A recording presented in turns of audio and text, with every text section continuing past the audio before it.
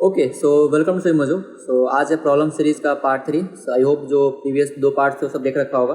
जो नहीं देखा है वो जाके देख लेना। चैनल पर चल रहा है सीरीज़ जिसमें हम 5 प्रॉब्लम डिस्कस कर रहे हैं रैंडम चैप्टर से, ताकि थोड़ा प्रॉब्लम सॉल्विंग अप्रोच जो है वो डेवलप हो सके। ठीक है, सो 2 पार्ट ऑलरेडी आ चुके हैं, चैनल पर मिल जाएगा। बाकी हम पिन कमेंट में लिंक दे देंगे या फिर जाके डिस्कस चैनल पर बना दिया अलग से प्लेलिस्ट। ठीक है, सो स्टार्ट करते हैं। पहला क्वेश्चन क्या है, आई एन एक इंटीग्रल डिफाइन किया गया जो कि है 0 से 1 एक्स का power n root 1 minus x square d x, जहाँ पर n कोई इंटीजर हो सकता है ग्रेटर देन इक्वल टू 2। इनको फाइंड करना है ये limit n tend infinity I n upon I n minus 2। तो सिंपल क्वेश्चन है, 5 मिनट काफ़ी होगा इसके लिए। सो ट्राई करो इसको। ठीक है, देन डिस्कस करते हैं अपना अप्रोच। ओके, आज सब ट्राई कर लिया होगा। सो जो यहाँ पे मेथड 1 है वो सबसे कॉमन जो दिमाग में आना चाहिए, ये जब भी इस टाइप का चीज़ दिखेगा मेरे दिमाग में आना चाहिए क्या, ये क्वेश्चन है रिलेटिंग इंटीग्रल्स का। रिलेटिंग इंटीग्रल्स या फिर इसको बोल सकते हैं हम कि रिडक्शन फार्मूला। बेसिकली हमको आई एन माइनस 2 को रिलेट करना है। तो इस टाइप में जब भी यहाँ पर अगर सेम इंटीग्रल का बात हो रहा हो, जैसे मान लो यहाँ पर आई ऑफ समथिंग है और आई ऑफ समथिंग है, इस टाइप की चीज़ है, तो ये हो गया रिडक्शन फार्मूला का केस। अगर यहाँ पर कुछ आई बाई जे हो जाए तो ये हो जाएगा रिलेटिंग इंटीग्रल का केस। ठीक है, सो मोर और लेस अप्रोच सेम ही होता है। तुमको यहाँ पे क्रिएट करना होगा रिडक्शन फार्मूला, और रिडक्शन फार्मूला जनरली क्रिएट करते हैं हम लोग बाय पार्ट्स यूज़ करके, या फिर कुछ कर पाओ सब्स्टिट्यूशन वगैरह तो उससे हो जाएगा। तो मेथड 1 यही है, रिडक्शन फार्मूला यूज़ करके। सो इसको खुद से करना, ये हम बता नहीं रहे हैं, तो एक बार ट्राई करना इसको इससे करने का, क्योंकि बहुत सारा क्वेश्चन जो होगा या तो मेजॉरिटी क्वेश्चन होगा इस टाइप का वो बनेगा इसी से। तो ये आना चाहिए, ये बेसिक फंडामेंटल मेथड हो गया। तो हम यहाँ डिस्कस करेंगे मेथड 2। सो मेथड 2 क्या है, यूजिंग बीटा गामा फंक्शन। ठीक है, सो जिसको नहीं आइडिया बीटा गामा के बारे में, तो ऑलरेडी मेरे चैनल पर 2 वीडियो बीटा गामा के ऊपर। ठीक है, तो एक वीडियो में हम सारा थ्योरी और जो एक सिंपल प्रॉब्लम करवाए थे उसके ऊपर, एंड सेकंड वीडियो में हम फुल फ्लेज जो प्रॉब्लम सॉल्विंग होता है अलग अलग टेस्ट सीरीज बुक वगैरह का, वो हम करवाए थे। ठीक है, तो दोनों वीडियो का लिंक हम दे देंगे पिन कमेंट में और आई बटन में, तो वहाँ जाके देख लेना। ठीक है, सो आई होप कि सब देख रखा होगा और आइडिया होगा। तो हम स्टार्ट करते हैं सोल्यूशन से। तो मेरे पास यहाँ पे क्या दिया हुआ है, इंटीग्रल आई एन डिफाइन किया गया 0 से 1 एक्स का power n 1 minus x square का पावर 1/2। ठीक है, तो पहले इसको हम लाते हैं बीटा गामा का फॉर्म में। तो हमको यहाँ पर अंदर में x चाहिए होगा, तो क्या करते हैं एक्स स्क्वायर कर देते हैं t के बराबर। तो यहाँ से आगे x D equal dt/2 and यहाँ पे पुट कर दिए, तो बस फाइनल निकल के आ गया आई एन ये।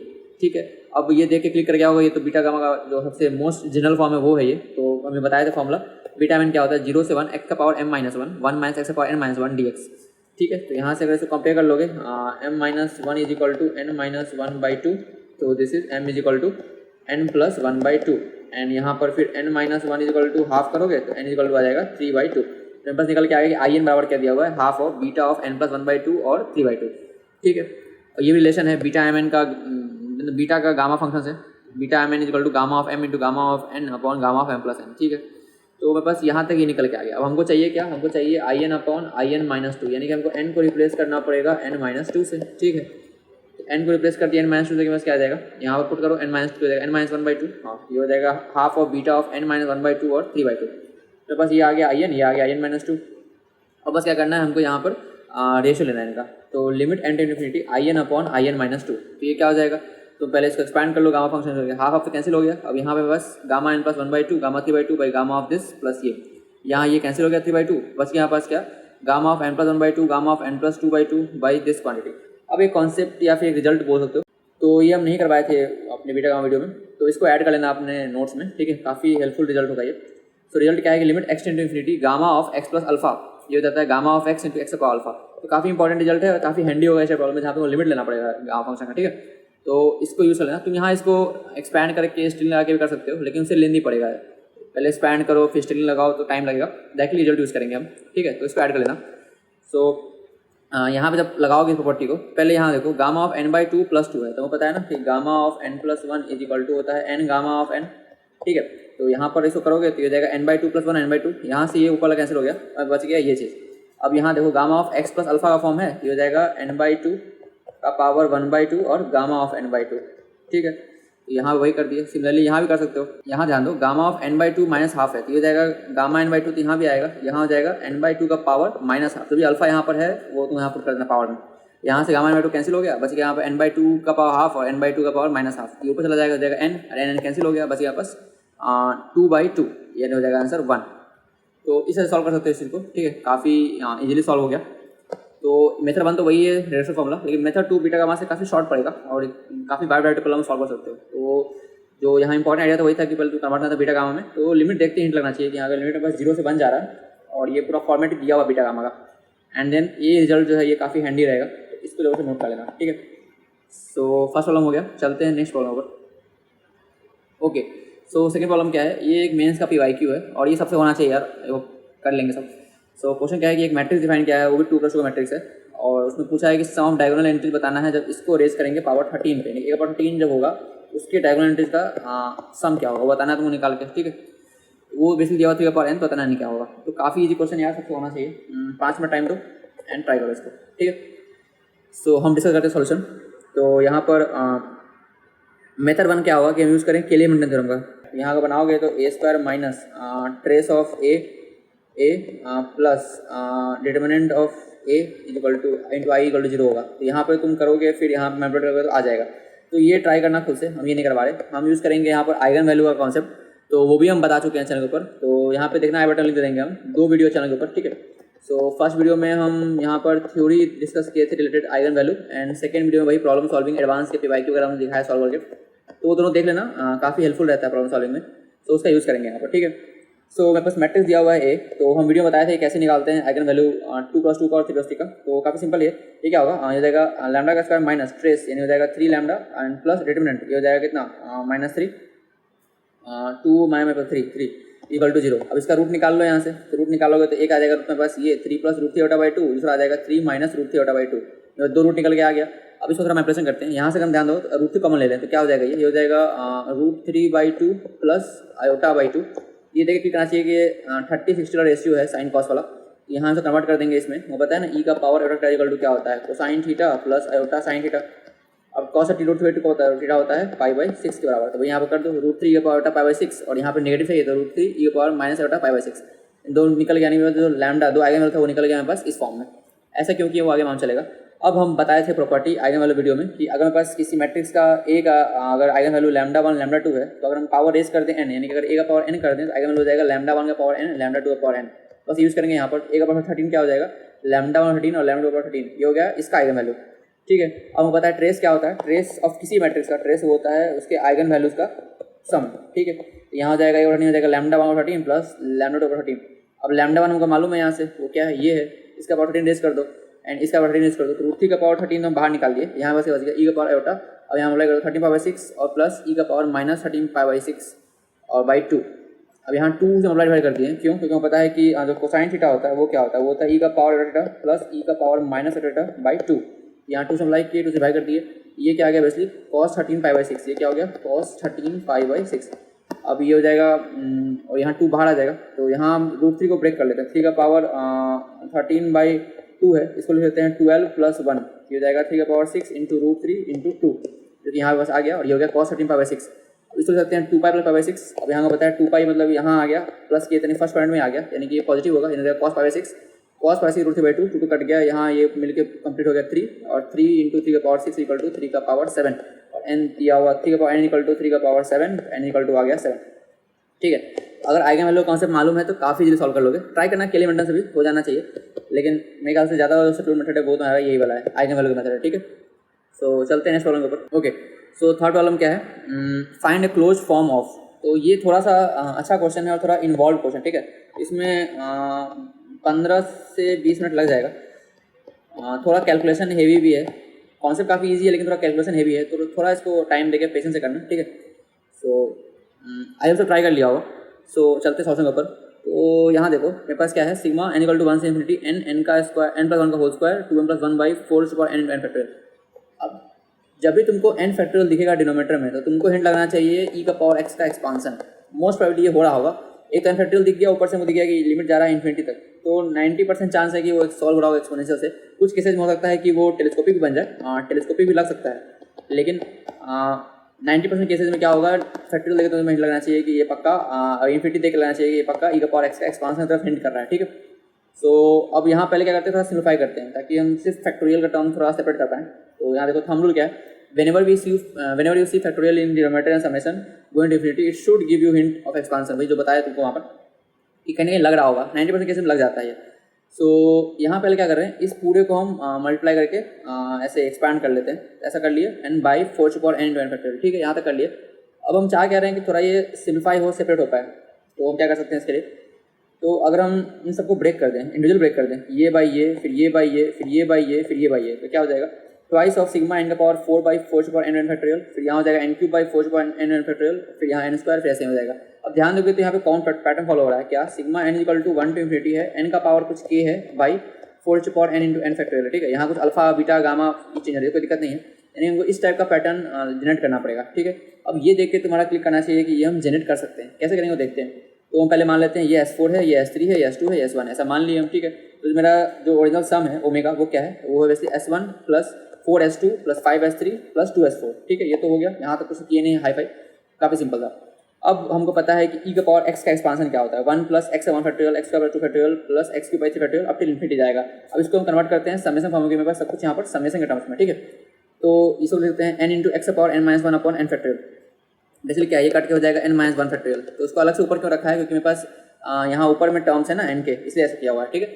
सो ऐसा कर दिए। अब यहाँ पर अगर हम इसमें मल्टीप्लाई कर दें x से, इस पूरे में मल्टीप्लाई करते हैं x से, तो क्या हो जाएगा x × x = ये हो जाएगा x/n, तो ये जाएगा n = 1 से ∞ n × x/n/n फैक्टोरियल। ओके, तो यहाँ पे जो S1 था वो क्या था, sigma n/4 n × n factorial. ध्यान दो, अगर यहाँ हम x को रख दें 1/4 इस केस में, तो मेरा ये काम बन जाएगा ना। हाँ, यानी कि S1 मेरा निकल गया यहाँ से, ये वाला चीज़ यहाँ मैप कर रहा है। अब हमको चाहिए यहाँ पर n का स्क्वायर, यानी अगर हम इसको एक बार डिफरेंशिएट कर दें तो यहाँ से n एक बाहर आ जाएगा और मेरे पास n का स्क्वायर हो जाएगा। इसको हम डिफरेंशिएट करेंगे एक बार, तो क्या आ जाएगा, इसको डिफरेंशिएट करो तो क्या आ जाएगा e⁻x और x + 1 हो जाएगा, क्योंकि यहाँ पर है, और यहाँ पे क्या आ जाएगा, इससे एक बाहर आ जाएगा, हो जाएगा n का स्क्वायर x⁻n-1/n फैक्टोरियल, ठीक है। तो यहाँ से बस ये आ गया n = दिस। अब यहाँ पे बस आएगा x/n का डेरिवेटिव क्या होगा, हो जाएगा n × x/n-1, वो यहाँ एब्जॉर्ब हो गया है, बस x/n-1 बच जाएगा, बस यहाँ पर क्या x/n, इसका मतलब क्या है, हम बोथ से अप्लाई कर देंगे x से, ठीक है। यानी कि पास आ गया e⁻x x + 1 × x, this value = sigma, ये वाली वैल्यू में पास आ रहा है S2 के बराबर, यानी बस S2 क्या आ जाएगा ये। अब हम इसको करेंगे डिफरेंशिएट, तो ध्यान दो मेरे पास क्या था, वैसे मेरे पास था e⁻x x² + x, हमको करना है इसका डेरिवेटिव, तो वो क्या होगा, e⁻x को ऐसे ले लो, ये हो जाएगा x² + x, फिर प्लस e⁻x, ये हो जाएगा 2x + 1, उसको ऐड कर दो, e⁻x हो जाएगा तुम्हारा x² + 3x + 1, जो कि तुम्हारे पास यहाँ पर आएगा। और लेकिन यहाँ फिर करोगे डिफरेंशिएट, तो यहाँ पे क्या आएगा, n³ तो आएगा, यहाँ आएगा n-1, तो यहाँ अप्लाई करना पड़ेगा हमको बोथ साइड x से। हाँ, तो वही इसको अंदर ले लो x को, तो यहाँ जाएगा e⁻x = ये हो जाएगा x³ + 3x² + x, ठीक है। तो वैसे हो क्या रहा है, हम डिफरेंशिएट कर रहे हैं इसको, जो भी यहाँ पे स्टार्ट किए थे e⁻x से, एक बार डिफरेंशिएट किए, फिर x अप्लाई किए, फिर डिफरेंशिएट किए, फिर x अप्लाई किए, यही करते जाना बार बार, ठीक है। तो यहाँ से e⁻x से हम पहले डिफरेंशिएट किए तो हम S1 जनरेट कर दिए थे, फिर अप्लाई किया x से, फिर डिफरेंशिएट किए तो S2 जनरेट कर दिए, फिर डिफरेंशिएट किया अप्लाई किया x से तो S से जनरेट कर दिए, फिर ऐसे ही फिर से एक बार तुम अप्लाई करोगे x से और डिफरेंशिएट करोगे तो ये जनरेट हो जाएगा। और मेरे पास जो था n⁻4 तक गए थे ना, n⁻4 यहाँ पास क्रिएट हो गया, जो तुमको सम चाहिए था। हर में देखो x 1/4 रखोगे तो जो तुम्हारा समेशन वो क्रिएट हो जाएगा। सो अगर हम सबको ऐड करते हैं फाइनली, तो बस क्या जाएगा e⁻x 2x⁻4 17x³ 3x² + 12x, ठीक है। अब यहाँ पुट करना है x = 1/4, यहाँ पुट कर दोगे तो आंसर आ जाएगा ओमेगा = 1/4 683/120 है, ठीक है। तो बेसिकली यहाँ पे कुछ था नहीं, कॉन्सेप्ट क्या था कि तुमको फैक्टोरियल देख के दिमाग लगाना था कि ये एक्सपोनेंशियल का मतलब e⁻x का एक्सपांसन होगा, एंड देन बस तुमको डिफरेंशिएट करते जाना था कि यहाँ से n से n स्क्वायर जनरेट करना है, फिर n³ फिर n⁻4, तो ये देखें लगना चाहिए कि यहाँ पर हम यूज़ कर सकते हैं डिफरेंशिएशन का, ठीक है। तो ये बेसिकली अप्रोच था, थोड़ा लेंदी है कैलकुलेशन है बस, क्योंकि यहाँ पे वैल्यू पुट करोगे तो ये थोड़ा सा कैलकुलेशन लेंदी आएगा, लेकिन कॉन्सेप्ट बेसिकली यही है। तो इसका छोटा वर्जन या फिर ये भी क्वेश्चन भी आ सकता है आराम से मेंस में। तो बस यही आइडिया दिमाग रखना कि जो पावर है n स्क्वायर ये हम जनरेट कर सकते हैं डिफरेंशिएट करके, ठीक है। अब यहाँ पर चलते हैं नेक्स्ट क्वेश्चन पर। सो नेक्स्ट क्वेश्चन क्या है कि एक मेरे पास दिया हुआ differential equation, let y = yx satisfy the differential equation 2xy + x² + y³ 3dx + x² dy = 0। अब हमको यहाँ वैल्यू दे दिया y of 1 का वैल्यू 1 है, तो बताना है y of 0 वैल्यू का क्यूब क्या होगा, ठीक है। तो इसको टाइम दो 10 to 15 मिनट्स, ठीक है। क्वेश्चन उतना टफ नहीं है, क्लिक करेगा तो जल्दी हो जाएगा, लेकिन अगर नहीं क्लिक किया तो फिर थोड़ा सा ट्रिकी बनेगा क्वेश्चन, ठीक है। सो आई तो ट्राई कर लिया होगा। सो के का आंसर आएगा 4, ठीक है। सो अब यहाँ हम यूज़ करेंगे कॉन्सेप्ट जो हम डिस्कस कर चुके हैं अपने चैनल पर, तो हम यहाँ पर आई बटन में लिंक दे देंगे। एक वीडियो था मेरा डिफरेंशियल इक्वेशन सॉल्विंग का, कुछ हम ट्रिक्स बताए थे, तो वो यूज़ करेंगे यहाँ पर। जो नहीं देखा जाएगा देख लेना, काफ़ी हेल्पफुल वीडियो था, और 90% क्वेश्चन जो मेंस के आते हैं वो सॉल्व हो जाएंगे उस तरह से, ठीक है। तो उसका यूज़ करते हैं, तो यहाँ पर हम वही यूज़ करने वाले हैं कॉन्सेप्ट। तो यहाँ पहले जानते हैं कि मेरा जो फॉर्मेट क्या था, वो था mdx + ndy, mdx + ndy। तो यहाँ मेरा वही हो गया mdx + ndy = 0 दिया हुआ है, ठीक है। पहला चेक हमेशा क्या होगा कि क्या ये एग्जैक्ट डेरिवेटिव है। तो हम बताए थे कंडीशन क्या होता है कि अगर चेक करना है तो del m/del y should be equal to del n/del x। ठीक है, ये चेक करते हैं यहाँ पर। तो del M by del Y क्या हो जाएगा, इसको पार्शियल डिवाइड करेंगे वाई के स्क्वायर में, कितना हो जाएगा, ये हो जाएगा 2x plus X square plus Y square, ये आ गया। और del M by del X क्या हो जाएगा, ये हो जाएगा 2x। तो ये बराबर नहीं है, इसका मतलब एग्जैक्ट डेरिवेटिव नहीं है। तो फिर हम बहुत सारा केस बताए थे, तो क्या ये होमोजेनस इक्वेशन है, तो वो देख लो यहाँ पर, तो नहीं है ना। यहाँ देखो पावर x और y दो वेरिएबल, यहाँ पे 3 हो गया, ये बराबर नहीं है, इसका मतलब होमोजेनस नहीं है। तो फिर हो सकता है ये कन्वर्ट हो जाए एग्जैक्ट में यूजिंग सम मैनिपुलेशन, या फिर हम निकाल पाएँ डायरेक्टली इंटीग्रेटिंग फैक्टर। तो उस वीडियो में हम डिस्कस किए थे टाइप 3 में क्या था, reducible to exact differential equation, उसका फॉर्म ए। तो वीडियो देखना चैनल के ऊपर, हम दे देंगे लिंक, या फिर जाकर देखना चैनल में प्लेलिस्ट होगा डिफरेंशियल इक्वेशन का, वहाँ मिल जाएगा तुम वीडियो, या हम ट्राई करेंगे देने का लिंक आई बटन और पिन कमेंट वगैरह में, ठीक है। तो उसमें क्या था कि हमको निकालना था ये quantity 1/n del M by del Y minus del M by del X. अब ये हिंट कैसे आया, यहाँ ध्यान दो, यहाँ पर अगर हम इसको घटाते हैं del M by del Y में से घटाते हैं del M by del X, तो बस 2x कैंसिल हो जाएगा, हाँ। और अब हम डिवाइड करते हैं n से, तो यहाँ पर ये प्योरली फंक्शन आ जाएगा तुम्हारा x का, ठीक है। तो यहाँ देखो, ये हम बताए थे, ये निकालना होता है। तो 1/n del M by del Y minus del M by del X, ये 1/n क्या हो जाएगा, 1/x का वाई स्क्वायर, और ये हो जाएगा 2x प्लस एक्स का वाई स्क्वायर माइनस 2x, ये कैंसिल हो गया, x और यहाँ कैंसिल हो गया, नहीं 1 आ गया। 1 तो हम बोलते हैं ना फंक्शन है x का, बेसिक क्या है, x का 0 लिखा हुआ है, ये फंक्शन अगर f(x) का हो गया तो हम डायरेक्टली कह सकते हैं कि इस पूरे इक्वेशन का इंटीग्रेटिंग फैक्टर क्या होगा। वो क्या होता है इंटीग्रेटर, वो होता है एक्सपोनेंशियल, यानी कि e का पावर इंटीग्रेशन ऑफ जो f(x) आया है सो इनटू dx, यानी हो जाएगा e का पावर 1 dx, यानी हो जाएगा e का पावर x। इसका मतलब अगर इस पूरे इक्वेशन को अप्लाई करते हैं e का पावर x से, तो मेरा ये कन्वर्ट हो जाएगा एग्जैक्ट डिफरेंशियल में। तो अप्लाई कर देते हैं e का पावर x से, e का पावर x अप्लाई कर दिए प्लस e का पावर x अप्लाई कर दिए, ठीक है। अब तुम वो चेक भी कर सकते हो, या फिर हम यहाँ यूज़ कर लेते हैं अपना जो ट्रिक है, कॉन्सेप्ट क्या है कि हम पार्शियल डिवाइड करते हैं और बराबर आ जाना चाहिए दोनों। तो del M by del Y कितना हो जाएगा, हो जाएगा पहले तो e का पावर x को ले लो बाहर कांस्टेंट की तरह, यहाँ पे करो डिफरेंशिएट इसको y के स्क्वायर में, कितना हो जाएगा 2x plus X square plus Y square, ठीक है। फिर प्लस यहाँ पर इस पूरे को कांस्टेंट ले लो, और यहाँ पर ये पावर x तो y के 0 हो जाएगा, यानी कि यही बचेगा हमारे पास, ठीक है। एंड इस केस में क्या होगा, इस केस में e का पावर x से पहले ऐसे ले लेते हैं, y के क्या होगा, ये हो जाएगा 2y, फिर हो जाएगा प्लस x से करना है तो e का पावर x का, तो e का पावर x ही हो जाएगा, और ये हो जाएगा x स्क्वायर प्लस y का स्क्वायर, इसको ऐड कर दो, तो e का पावर x हो जाएगा x स्क्वायर प्लस y का स्क्वायर प्लस 2y, सॉरी ये 2x होगा, x करना, हाँ 2x होगा, ठीक है। तो ये आ गया e का पावर x का y स्क्वायर 2x, यहाँ वही चीज़ लिखा हुआ था। इसका मतलब क्या हो गया कि del M by del Y बराबर हो गया del M by del X के। इसका मतलब क्या हो गया, ये हो गया एग्जैक्ट डिफरेंशियल। अब एग्जैक्ट डिफरेंशियल हम ट्रिक बताए थे, वो ट्रिक क्या था, करना था इंटीग्रेशन, जैसे तुम्हारा लिखा हुआ है m dx plus n dy, जिसको समझ नहीं आ रहा वो देख लेना वीडियो जाके, तब जाके होगा। तो यहाँ पर ऐसा लिया हुआ है, अगर ये हम प्रूव कर दिए कि एग्जैक्ट डिफरेंशियल है, वो ये सेटिस्फाई कर दिया कंडीशन, तो क्या कर सकते हैं, ये हो जाएगा integration m dx plus integration n dy, और n में वो टर्म लेने हैं जिसमें x नहीं होता है, ठीक है, इक्वल टू सम कांस्टेंट किया हो जाएगा। तो चेक करते हैं कैसे होगा यहाँ पर। सो यहाँ पर जो मेरे पास m लिखा हुआ था, ओबियसली ये यहाँ पे देखना ये है तुम्हारा m, तो यहाँ पर m में क्या करेंगे, इसको इंटीग्रेट करो x के रिस्पेक्ट में, y को कांस्टेंट मान लो, तो यहाँ पे हो गया प्लस। अब यहाँ पे वो टर्म ढूंढो जहाँ पर तुम्हारा x नहीं है, टर्म्स नॉट कंटेनिंग x। यहाँ ध्यान दो, एक्स स्क्वायर इंटू ई का पावर x प्लस ई का पावर x इंटू वाई का स्क्वायर, यहाँ भी x का टर्म है, यहाँ भी x टर्म है, ऐसा कोई टर्म ही नहीं है जहाँ पर x नहीं हो, यानी कि यहाँ पे 0 हो जाएगा, integration 0 dy equal to constant, ये तो 0 हो गया, ठीक है। अब 0 नहीं होगा, ये कुछ कांस्टेंट आएगा, मान लो कि अल्फा आ गया, तो इसको यहाँ ले जाओगे तुम्हारा जाके कुछ कांस्टेंट मिल जाएगा, तो c हो गया बेसिकली। अब यहाँ पर क्या करना है तुमको, y बाहर ले लो, e का पावर x इंटू एक्स का इंटीग्रेशन, फिर यहाँ भी तुम y बाहर ले लो, e का पावर x इंटू एक्स का इंटीग्रेशन, फिर यहाँ भी तुम ये बाहर ले लो, e का पावर x का इंटीग्रेशन, ठीक है। अब इसको करना है इंटीग्रेट। अच्छा एक कॉन्सेप्ट और भी है, ट्रिक मान सकते हो कि अगर तुमको इंटीग्रेशन करना है e का power x into P x का, px ऐसा फंक्शन होना चाहिए जो तुम डेरिवेट करते करते इसको तुम ले जाओगे 0 की तरफ, मतलब अगर px को हम स्टार्ट करें डिफरेंशिएट करना तो चला जाए 0 की तरफ। तो ऐसा फंक्शन तुमको जनरली क्या होगा, सिंपल पॉलिनोमियल फंक्शन अगर दिया हुआ है तो तुम करते जाओगे डिफरेंशिएट, तो हो जाएगा 0 कुछ टाइम के बाद, तो वहाँ यूज़ कर सकते हो ट्रिक का। ट्रिक क्या बोलता है, अगर तुम्हें करना है e का पावर x px को इंटीग्रेट, तो तुम e का पावर x वैसे लिख दो, फिर करो क्या px, फिर minus P dash of X, फिर plus P double dash of X, फिर minus P triple dash of X, ऐसे करते जाना है, क्योंकि कहीं ना कहीं जाके बाद ये हो जाएगा 0 एंड हो जाएगा आंसर। तो यहाँ चेक कर लेते हैं, जैसे मान लो यहाँ पे करना है, इसको करना है, क्या होगा, e का पावर x को लिखो, फिर लिखो फंक्शन x, फिर माइनस का डेरिवेटिव 1, फिर अगला करोगे तो 0 हो जाएगा, ये खत्म। फिर मान लो यहाँ तुम इसको करना है e का power x into x square को, क्या करोगे, इसको लिखो e का पावर x, फिर एक्स स्क्वायर लिखो, फिर माइनस इसका डेरिवेटिव, फिर प्लस इसका डेरिवेटिव अगेन, एंड फिर अगेन 0 हो जाएगा। ये यहाँ हो गया, फिर यहाँ भी तो सिंपल e का पावर x का इंटीग्रेशन था, इक्वल टू आ गया c, ठीक है, ये तो हो गया। अब हमको दिया हुआ था y और 1 का वैल्यू 1 दिया हुआ था, I guess, let me see, y 1 दिया हुआ था, ठीक है। तो यहाँ अगर हम x का 1 रख देंगे तो y में 1 आ जाएगा, तो 1 रखेंगे, ये 0 हो गया, ये 1 आ गया, यहाँ पे ये आ गया, c इक्वल टू आ गया 4e/3, यानी हम c भी निकाल लिए, ठीक है। हमको पूछा गया था y अब 0 निकालना था, तो यहाँ पुट कर दो 0, तो y वैल्यू क्या आ जाएगा, यहाँ से यहाँ आ रहा है y क्यूब इक्वल टू आ रहा है 4e, क्योंकि पूछा भी था y ऑफ 0 का क्यूब इक्वल टू k ही है, यहाँ में निकल रहा है कि 4 ही है, यानी k इक्वल टू 4 हो गया। तो यहाँ से बस आंसर आ गया k इक्वल टू 4। सो काफ़ी अच्छा मेथड है ये डिफरेंशियल इक्वेशन सॉल्व करने का, तो जाकर देख लेना चैनल पर, हेल्प करेगा। ठीक है, चलते हैं नेक्स्ट प्रॉब्लम के ऊपर। ठीक है, ओके। सो नेक्स्ट प्रॉब्लम क्या है कि limit n tending to infinity nth root of sine X power 2n plus sine X power 2n, इसको तुमको डिफाइन किया f(x) के बराबर।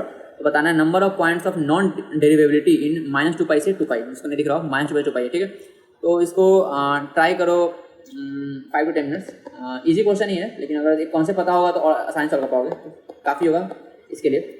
सो आई होप सब ट्राई कर लिया होगा। तो इसका आंसर है 8, इसका आ गया वेल एंड गुड, इसका नहीं आया कोई बात नहीं, सीखेंगे कैसे सॉल्व करते हैं। सो एक रिजल्ट हम प्रूव करवाए थे चैनल के ऊपर। रिजल्ट क्या था कि limit n tend infinity p का पावर n प्लस q का पावर n प्लस r का पावर n, अब टिल जितने भी टर्म होंगे का पावर 1/n, ये होता है जब मैक्सिमम होगा इन सबके बेसिस में से p q r में से, तो ये बराबर होगा। ओके, इसको प्रूव कैसे करेंगे, बहुत सिंपल है। मान लो सबसे बड़ा p है, p को बाहर निकाल लो, तो ये जाएगा p, अब यहाँ जाएगा 1 प्लस q बाई पी का power n plus r by P का पावर n। अब ये सब वैल्यू छोटा है 1 से, तो हो जाएगा 0 0 0 0 और जाएगा 1 का पावर 0, यानी हो जाएगा 1, यानी लिमिट आ गया p। तो ये काफ़ी सिंपल सा रिजल्ट है, लेकिन काफ़ी हैंडी होगा। अभी देखेंगे कैसे प्रूफ हम बता दिए, वही आउटलाइन प्रूफ कर लेना एक बार।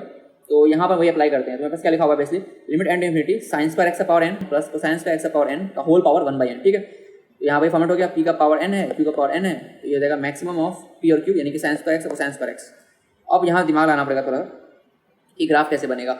सो हमको पता है कि अगर हमको साइन स्क्वायर एक्स ग्राफ बनाना है तो बेसिकली क्या होगा, नीचे वाला पार्ट है वो ऊपर आ जाएगा। तो जैसे साइन स्क्वायर एक्स है, तो यहाँ पे क्या होगा, जो निगेटिव वाले पार्ट्स हैं वो भी ऊपर आ जाएंगे। तो सिंपल क्या होगा, अगर हम ग्राफ बनाएंगे साइन स्क्वायर एक्स का, तो ये तो 0 से पाई में 10 ग्राफ बनेगा, फिर जो निगेटिव पार्ट था वो भी पॉजिटिव हो जाएगा। फिर कोसाइन में भी क्या होगा, ये चीज़ होगा बेसिकली, कोसाइन में भी जो निगेटिव पार्ट था वो ऊपर आ जाएगा, ऐसा होता जाएगा। ठीक है, तो ग्राफ बना दिया हम साइन स्क्वायर एक्स का और कोसाइन स्क्वायर एक्स का, यहाँ पर ग्राफ बना दिए। अब हमको देखना है कि कहाँ मैक्सिमम कहाँ मिनिमम है, कौन सा। तो हमको हमेशा मैक्सिमम चाहिए। तो ध्यान दोगे तो 0 से पाई/4 देखोगे, ये बराबर कब होता है साइन और कोसाइन, पाई/4 पे, फिर बराबर कब होगा 3π/4 पे, ऐसे जितने पाई/4 के मल्टीपल्स हैं वहाँ बराबर होगा ये। अब यहाँ ध्यान दो, 0 से पाई/4 में हमको पता है कि कोसाइन मैक्सिमम है, फिर उसके बाद हमको दिख रहा है कि इस पोर्शन में साइन मैक्सिमम हो गया, फिर इस पोर्शन में दिख रहा है कि कोसाइन मैक्सिमम हो गया, फिर यहाँ दिख रहा है कि साइन मैक्सिमम हो गया, ऐसा होता जाएगा। सेम कहानी चलेगा निगेटिव में, क्योंकि यहाँ पर अगर हम देखेंगे तो सिमेट्रिक होगा ना, ये जैसा इधर है वैसा इधर भी होगा, तो जो इधर होगा उधर होगा, जो भी आंसर आएगा उसको अप्लाई कर देंगे हम 2 से बस। ठीक है, तो यहाँ पे अगर हम ग्राफ बनाएंगे तो हमको दिखेगा ना कैसा ग्राफ बनेगा, यहाँ पर ये मैक्सिमम, फिर ये मैक्सिमम, फिर ये मैक्सिमम, फिर ये मैक्सिमम, फिर ये मैक्सिमम। तो हमको दिख रहा है कि जो कर्व है वो स्मूथ नहीं है, कहाँ पर, यहाँ एक कॉर्नर टाइप का चीज़ बन रहा है। यहाँ पर ये कॉर्नर ऐसा नहीं बन रहा, लेकिन यहाँ पे ये स्मूथ नहीं है कर्व, यहाँ पे ये पॉइंट ऑफ नॉन डिफरेंशियबिलिटी यही है तुम्हारा। ठीक है, तो अगर हम इसका ग्राफ प्लॉट करें और निकालें वैल्यूज जो हम बताए तुमको, सिंपल देखो, पाई/4 का मल्टीपल होगा, तो पाई/4, 3/4, 5/4 और 7/4, तो 2 पाई से पहले बस 4 वैल्यू इधर आ गया, सिमिलरली 4 वैल्यू यहाँ आ जाएगा। ठीक है, अच्छा एक डाउट होगा 0 पर, तो ग्राफ बना के देख लेना, वो स्मूथ ग्राफ बनेगा, ये बिल्कुल ऐसा ग्राफ बनेगा। यहाँ पे कोई भी कॉर्नर टाइप का चीज़ नहीं होने वाला है, तो वहाँ पे नहीं आएगा नॉन डिफरेंशियबिलिटी। तो यहाँ बता दिए मैक्सिमम कब कौन सा होगा, ऐसे निकाल सकते हो। तो यहाँ से 4 वैल्यू ये आ जाएगा जहाँ पर नॉन डिफरेंशियल होगा, या ग्राफ से भी दिख रहा है इजीली, यहाँ पर ये पॉइंट 4 पॉइंट है। ठीक है, तो इस ग्राफ सिमेट्री से हम बोल सकते हैं नेगेटिव साइड में वैसा 4 पॉइंट होगा, 4 पॉइंट यहाँ भी था, इसका मतलब 4 + 4 8 पॉइंट ऐसा होगा जहाँ पर ये नॉन डिफरेंशियल होगा। ठीक है, अब यहाँ पर तुम ग्राफ देखोगे, ओरिजिनल ग्राफ होगा, तो वो ऐसा ही जैसे हम बताए थे। तो यहाँ देखो ध्यान से, ये कंटिन्यूअस है, ये एक ही फंक्शन है। क्यों? क्योंकि देखो ध्यान से बता रहे हैं, यहाँ वैसे दिक्कत क्यों हो रहा है, क्योंकि यहाँ से यहाँ जाने में ना ग्राफ चेंज हो रहा है। यहाँ पर तुम किसको ले रहे थे तुम कोसाइन स्क्वायर एक्स को, यहाँ तुम ले रहे हो साइन स्क्वायर एक्स को, 2 अलग अलग फंक्शन ग्राफ है ना, तो स्मूथ नहीं है। साइन कोसाइन या फिर sign square x graph smooth होगा, लेकिन चूंकि यहाँ पर चेंज हो रहा है ना, यहाँ पर कोसाइन स्क्वायर एक्स था, यहाँ पर तुम्हारा साइन स्क्वायर एक्स आ गया, तो फंक्शन चेंज हो गया, इसलिए स्मूथ नहीं है ये। उसी तरह यहाँ देखोगे तो यहाँ पर भी तुम्हारा कोसाइन स्क्वायर एक्स ही है, यानी कि इधर भी कोसाइन स्क्वायर इधर कोसाइन स्क्वायर है, इसका मतलब ये सेम ही फंक्शन ग्राफ है। और हमको पता है साइन कोसाइन का ग्राफ स्क्वायर का भी ग्राफ स्मूथ होता है, इसका मतलब यहाँ पर कोई भी पॉइंट ऑफ नॉन डिफरेंशियबिलिटी नहीं है 0 पर। तो कंफ्यूजन हो सकता है 0 पर। ऑप्शन आई गेस 9 दिया भी नहीं था, तो 9 दिया तो कंफ्यूजन नहीं है, कि 9 देता तो बहुत लोग कंफ्यूज जाते हैं कि 0 पर क्या होगा। तो ये देख लेना, ये एक ही फंक्शन है, यहाँ पे फिर फंक्शन स्विच हुआ, यहाँ फंक्शन स्विच हुआ, यहाँ स्विच हुआ, यहाँ पे सेम ही फंक्शन है, तो यहाँ कोई दिक्कत नहीं है। ठीक है, तो मेरे पास क्या आ गया, पॉइंट ऑफ नॉन डिफरेंशियबिलिटी 8 आ गया। तो ये काफ़ी सिंपल सा कॉन्सेप्ट है ये, लेकिन इससे काफ़ी जगह हेल्प हो सकता है तुमको। ठीक है, सो ये 5 क्वेश्चन डिस्कस किए, तो ज़्यादा हम लेवल कोशिश करें इंक्रीज़ ना करें, अभी धीरे धीरे इंक्रीज़ करेंगे ग्रेजुअली, इससे ज़्यादा फायदेमंद रहेगा कि धीरे धीरे लेवल इंक्रीज़ करें, तो प्रॉब्लम सॉल्विंग अप्रोच डेवलप होगा। So that's it for this video, thanks for watching, see you in next video.